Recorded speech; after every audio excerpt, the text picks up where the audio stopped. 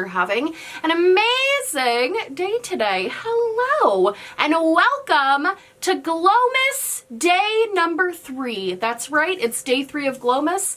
Fun fact, this is literally the very first video that I am pre-filming for Glowmas, and if you're wondering how early I start pre-filming, I still don't know if Joe Biden was able to flip Georgia or Pennsylvania. So hopefully future me has a clue about that. Hi, yes, editing me. Hannah from the past, I have great news for you. Don't worry. It's all gonna work out. Fingers crossed. Anyway, today's video, first of all, candle of the day, we have, for my very first pre-film of Glowmas, I know this is like day 3 for you guys, but for me, this is my first time filming, so I wanted to do an extra special Christmassy, holiday-themed candle. So we have Merry Cookie, which smells like a sugar cookie. Kind of an old classic. I used to be very into like cookie and vanilla scented candles. Especially when I was younger, all I wanted was a good vanilla candle. But now I'm much more into the more citrusy, like fruity, you don't care. So today's video, I don't know why I'm talking about candles. So today's video, we are going to be talking and reviewing makeup I got for Christmas last year. I do this video every year, and it's always really fun to go through the makeup and products I got for Christmas last year as gifts. And it's kind of cool because you have basically an entire year's worth of time to look back, reflect, and review the products that you got. I don't know, I just always think it's really fun. Occasionally I'll get a comment, I just want to address this right off the bat. Occasionally I'll get a comment on this video that's like, this is so rude to review products that people bought for you. And under normal circumstances, maybe, but my entire family and anyone who bought any of this, it's my mom. My mom bought all of this for me, and she is obviously well aware of my YouTube channel. She's probably my #1 supporter on YouTube. She knows when she buys me things that there is a likelihood that maybe I won't like it, or there's a likelihood that I'm gonna review it and be honest for you guys. She's very understanding of what my gig is here on the internet, so there's no hard feelings from Mama Glow if I don't like something, or she knows that she's buying these for my job basically, so she's not mad or upset about that. So I do want to make that clear. I agree, normally maybe don't like crap on things people buy you, but my mom is very well aware of what I do. So with that being said, let's jump into what I got last year and what I think of it now, this year. One of the first things I got last year was the Gucci Bloom perfume. Now, normally for Christmas, that's kind of the time I ask for a nice perfume, and then I'll use it kind of throughout the year. It becomes somewhat of my signature scent. The first year I did that, I got Marc Jacobs Daisy, which I still love. The next year I got the YSL Black Opium, which is still, literally such a good scent. And this past year I got Gucci Bloom. I have to say, out of all of the perfumes that I have, I think this one is kind of a least favorite. It's not that it's bad, it's a good perfume, and also just aesthetic wise, I'm very visual when it comes to perfumes because I have them all displayed on little shelves up here. So I love when perfumes are very pretty looking. That's definitely a bonus for me. Aesthetically, this perfume is very much my vibe. I love the pink. This is one of my favorite shades of pink, the like millennial pink. And I also really love the floral on it. I just think it's really pretty. However, as far as the scent goes, I think it's just a little too overpoweringly floral. I think if you really love a floral scent that's very strong, this would absolutely be a good choice for you. I do feel as though this kind of crosses that border of, you know how sometimes perfumes, when they're too floral, almost smell, they have that kind of like department store smell. It can be a little bit overpowering and overwhelming. This kind of crosses that line, and as the day goes on, it definitely turns into a lot less of a harsh scent, so it definitely becomes more of a kind of light, breezy floral scent that I do enjoy once it's calmed down. But the first like hour or two that you're wearing this, it is definitely very strong and like very overwhelming. I prefer a perfume that while it has lasting power, it's not as intense right off the bat. So while I like this perfume, I can't say that and I still use it. I will say, as far as perfumes I normally get for Christmas, normally I like rave about the ones I get. This one I think was really good in theory because it was nice to have a floral option, but in practice, just a little too strong for my personal taste. Man, I can't get over how much I like the bottle though. Anyway, I gotta move on. One of the next things I got was actually the Fenty Gloss Bomb set. Do I still have the packaging? There was a while I saved the packaging and used it. Oh, I used it to store things actually. It was like a little tin that it came in. I used it in these drawers to like store eye products and stuff, which is kind of cool. The Fenty mini glosses, there were 5 of these initially. initially. I believe I decluttered 2 of them. I'll put a picture up here. Might have only been 1. I believe I decluttered 2 of these. I believe I decluttered the hot pink and the bright orange, but there were 3 other more neutral colors, including this one, which is one of my favorites. This is in the shade, I believe it's hot chocolate. Yeah, hot chocolate. This one, there was like a neutral one, and there was like kind of a clear white one. I have kept those, and they are dispersed throughout my purses.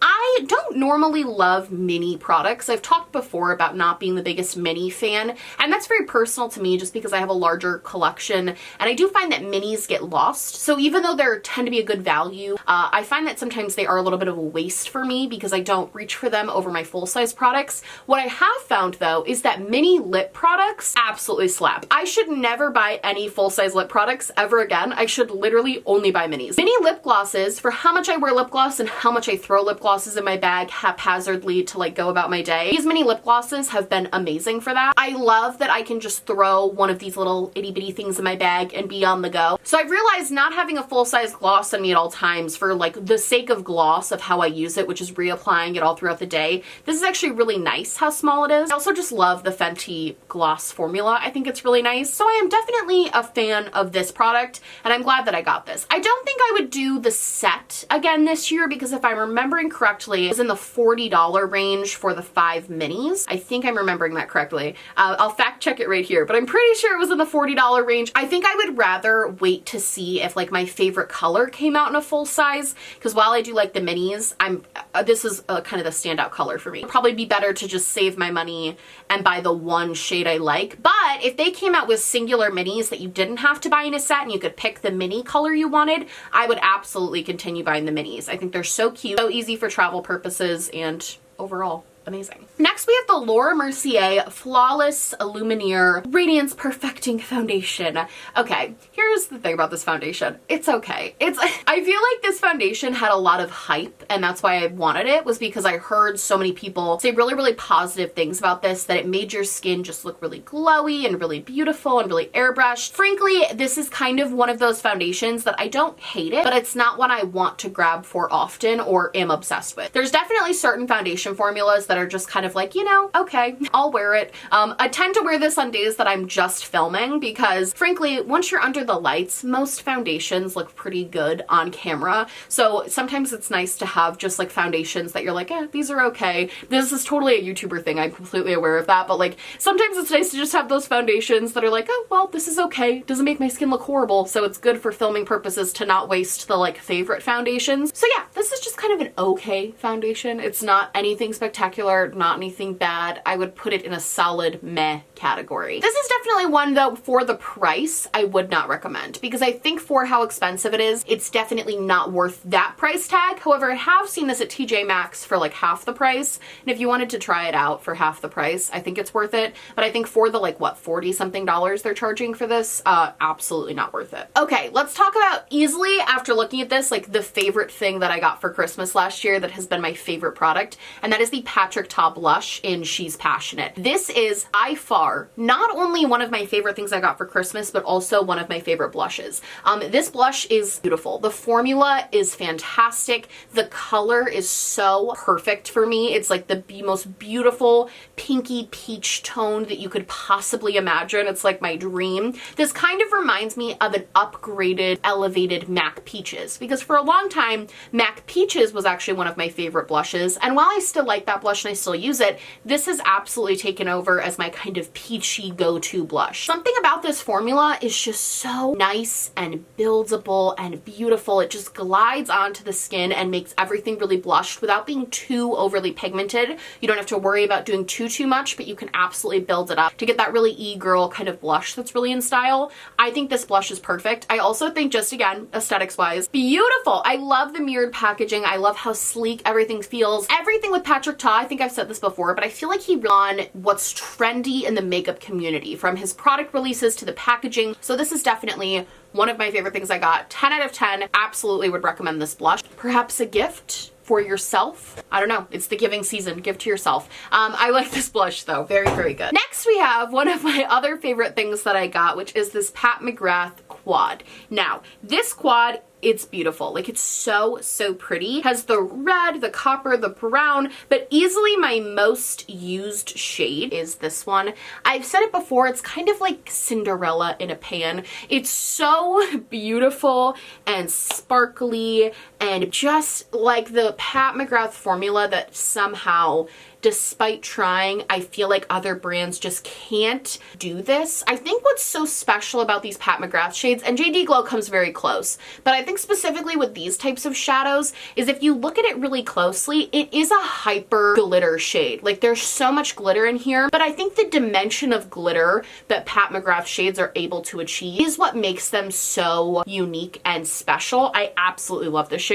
I recently did a ranking video and I thought you couldn't buy this one anymore, but I guess you can still buy this quad. And I have to say, out of all of the holiday quads that she came out with last year, this one was absolutely my favorite. I think the color story is the most usable. I pull for this one the most, mostly for this shade, but I do use these ones as well. I also find that particularly this brown and this red have enough lack of shimmer to them that you can almost use them as like a really nice satiny matte shade, which I think can be really, really pretty, especially for more like holiday themed looks that are supposed to be a little bit more sparkly and glam. Overall, again, another one of my favorite things I got. I think these quads are gorgeous. I will say, I think the quads are overpriced, personally. I wish they weren't so expensive because I do think that this, I think it's $65 is a lot for 4 eyeshadows. But if you also adore the Pat McGrath formula the way that I do, this is probably a good find for you. I think this is really, really cute, easy to travel with too, and these are just really fun shadows. Next, I had another thing from Pat McGrath. Now, this is the Pat McGrath highlighter palette.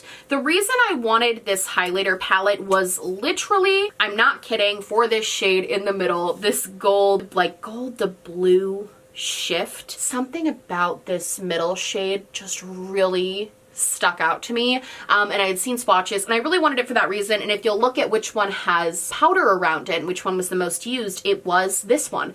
This bronze one actually does look really pretty. It's a little bit deep, which is why I didn't use it that much, and normally in the summertime I get a tan, so normally this wouldn't have been a problem to wear when I was a little bit tanner, but I didn't go outside this summer, so I didn't really have an opportunity to get tan enough to wear this shade. This shade I used a decent amount. I'm not the biggest fan of pink to purple duochromes anymore. Not that they're not beautiful, I just kind of don't do it anymore. Like, that was a phase I went through where I loved pink to purple duochrome shifts and I thought they were really gorgeous, and now it's just something I phase out, I guess, of what I normally do. I'm much more interested in like yellow shifts for some reason. There's this highlighter from Kaleidos that's like a pure yellow sunshine color that I'm just absolutely obsessed with. Something about gold and yellow base shifts are just something I really, really love to use versus the more pink to purple shift. The reason I don't get rid of this palette, despite the fact that it's not my most used, really is just because this shade, this first one I swatched for you, this blue to gold, is unlike any shade I have in any of my highlighters. I have plenty of golds, I have plenty of this purple to pink shift, but I have never seen a highlighter shade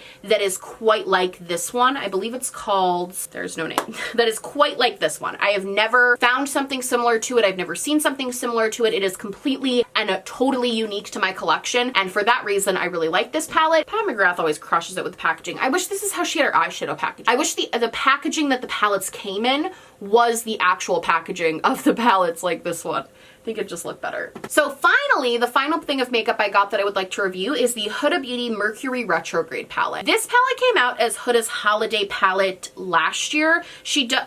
Oh my god, I never took off the plastic. It's like a brand new palette. Oh my god, this is so satisfying. Brand new now. Oh my god. I'll be reviewing this again next year because this is a new palette. No, I'm kidding. This is the Huda Beauty Mercury Retrograde palette, and she comes out with these big palettes every year, and I usually buy them because I tend to really like them. I liked this when it came out, and I still like it. You can see that it definitely got some use, particularly this shade Galaxy. I really liked this shade Ultraviolet, Cosmic. I really enjoyed the mattes, Golden Hitch, Frazzled, those were all heavily used. I didn't really dip into this sort of aqua color up here. I only really used it as a lower lash line kind of pop. I will say about this palette, I enjoy using it because I genuinely like the Huda Beauty formula. So obviously for that reason, it works really well for me. I wasn't as impressed with the shimmers in this palette as I have been in the past. The Rose Gold Remastered shimmers, the Desert Dusk shimmers, even the new Nudes shimmers are all really, really fantastic. And for some reason, she did kind of a different formula with these that kind of reminds me of, you know, the Anastasia shimmers that are in like the Prism palette that are kind of a gel base almost, and they can be a little bit chunky and difficult to work with. That's kind of what some of these shimmers were. And I really wish she had just stuck to her standard formula, because her standard shimmer formula is actually really gorgeous. I wasn't a huge fan of how that worked. I also have to say, after getting these Christmas palettes, I did buy the Naughty palette, the newest one, and I want to do a talk tutorial with that. That'll probably already been up like for months now, but I want to do a talk tutorial with that one. But is the packet, literally it's still on this too. Did I just not ever see that? What? Wow, brand new. That mirror is so pleasing now. Wow. I don't want to touch it. So while I like this palette, I will say if you have kind of a lot of her palettes, you'll notice that a lot of the base matte color scheme is very similar. I can create a very similar look with this palette as I can with the Desert Dusk palette, and same thing kind of with the new Nudes. She kind of has a lot of overlap in her mattes, which makes sense because I think it creates these cool color stories if you have one palette. But if you're kind of like me and you have a lot of the palettes, that color story definitely crosses over each time. It's like the same kind of gist each time, which I think is kind of interesting. Just interesting to note. I think if you already have like the Desert Dusk palette, I would prefer to get that one over this one. I just prefer the color story, but this is definitely more of a cool toned Desert Dusk, which I think is kind of interesting. I didn't mind this palette though. I like it. I use it a decent amount. I always use my Huda palettes because I actually really enjoy the formula. I kind of wish though that she had stayed, I'll just pull up mine, that she had stayed consistent with how she did the packaging this way, where it was like a cardboard. I think it worked for Huda's brand and it became a really big part of her aesthetic. So when it switched to the more plastic packaging and kind of a little bit more like holographic and different, while I think this packaging is pretty, I do wish she had stuck with at least the same component, because I think having the different ones, there's a little bit of a disconnect. I do wish she had stuck with the more cardboard component. Just aesthetically like how this looks better than like this one, but preference, you know, nitpicky stuff. Anyway, friends, that is it for me. I hope you guys liked this video. If you did, please like and subscribe, or just subscribe, or do neither. Honestly, just so happy you're watching me. Thank you for being here for Glowmas. I love you guys so, so much. Happy Glowmas, and I will see you tomorrow for Glowmas Day 4. I love you guys, and I will see you in the next one. Bye! Wait, is day 4 like the biggest day? Hold on. Wow. Oh my god, tomorrow's video is so good. You're gonna be shook to your core. Tomorrow's video is probably one of my favorite videos I filmed for Glowmas, so get ready for that too. All right, love you guys. Bye!